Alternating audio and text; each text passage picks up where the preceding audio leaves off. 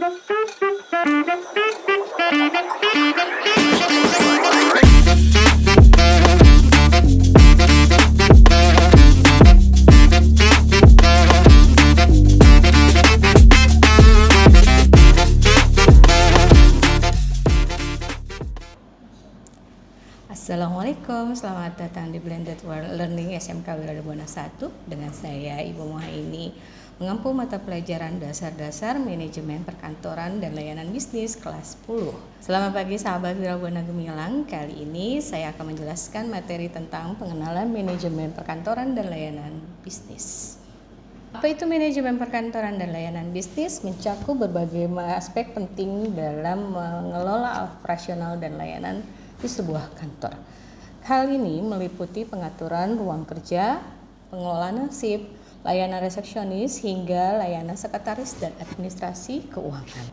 Fungsi manajemen perkantoran itu terbagi dalam 4 aspek. Yang pertama ada perencanaan, yaitu tentang menetapkan tujuan, strategi, dan langkah-langkah untuk mencapai efisiensi atau efektivitas organisasi kantor. Yang kedua, ada pengorganisasian, di mana pengorganisasian ini mengatur sumber daya manusia, infrastruktur, dan alur kerja untuk mendukung produktivitas. Yang ketiga, ada pengarahan, memimpin dan memotivasi staf agar dapat melaksanakan tugas dengan baik. Yang keempat, ada pengendalian, memantau dan mengevaluasi kerja untuk memastikan pencapaian tujuan.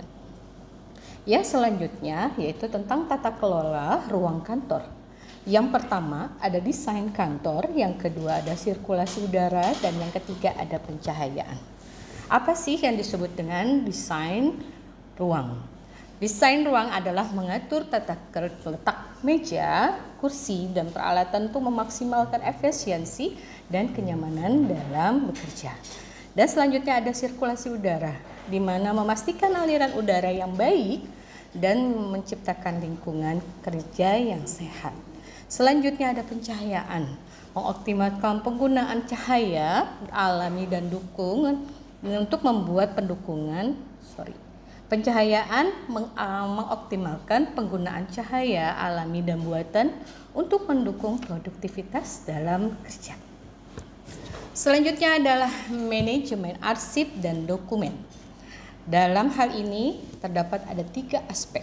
Yang pertama ada penyimpanan, yang kedua ada akses, dan yang ketiga ada keamanan.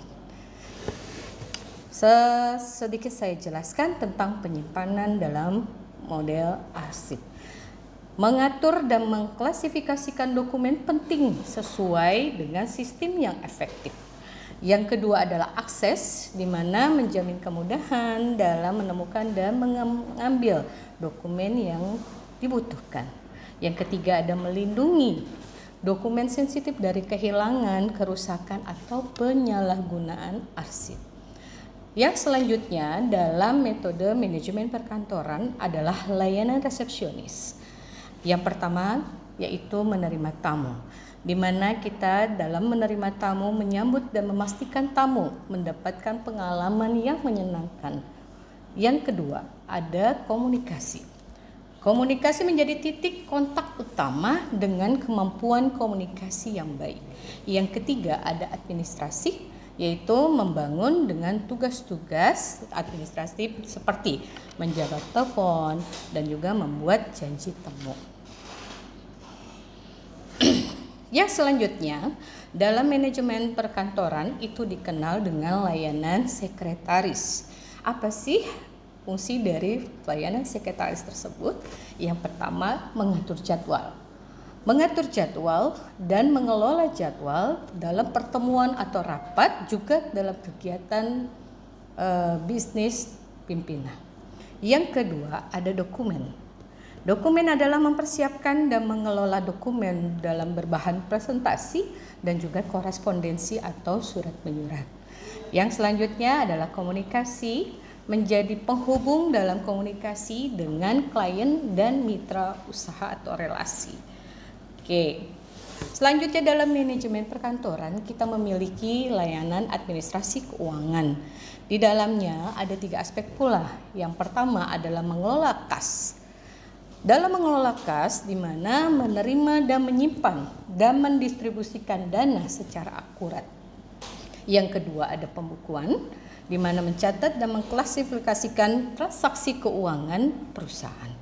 Yang ketiga adalah pelaporan, menyiapkan laporan keuangan untuk memantau dan mengambil keputusan. Oke. Jadi kesimpulan dalam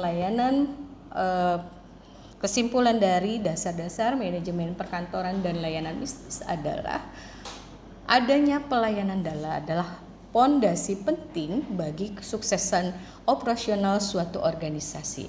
Dengan mengelola ruang, arsip, layanan resepsionis, dan juga sekretaris dan administrasi keuangan dengan baik, kantor dapat berjalan dengan efisien dan memberikan pengalaman terbaik pada klien dan pemangku kepentingan lainnya. Sekian dulu penjelasan Ibu tentang manajemen perkantoran dan layanan bisnis. Terima kasih. Assalamualaikum warahmatullahi wabarakatuh.